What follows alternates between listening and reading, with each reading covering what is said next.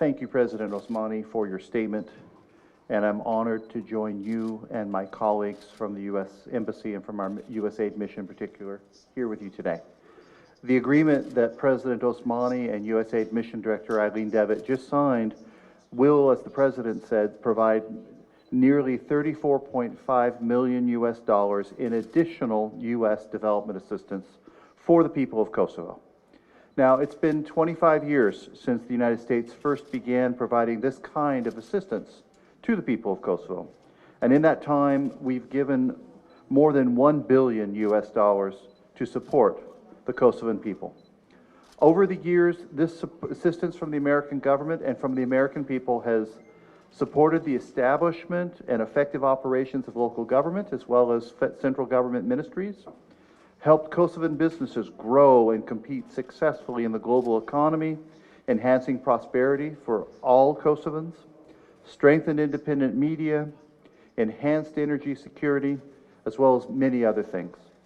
These new funds will likewise go towards programs and activities that will further boost Kosovo's economy and support good governance and more effective provision of services by government to all residents of Kosovo.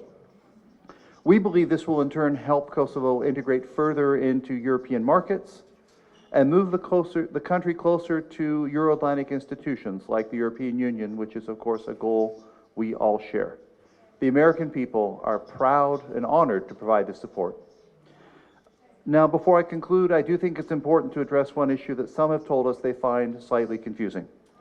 Many of you will have seen media reports about some differences between the United States and other members of the international community with some of the actions and policy choices made by the current government of Kosovo, headed by Prime Minister Kurti. As I said in an interview last week, we are facing certain challenges with the current government of Kosovo, and those challenges have absolutely affected the quality of our partnership. As the Department of State spokesperson expressed just earlier this month, the United States government hope remains that the government of Kosovo will, quote, return to close and constructive engagement with the United States, with the EU, with NATO, and Kosovo's other close international partners, unquote.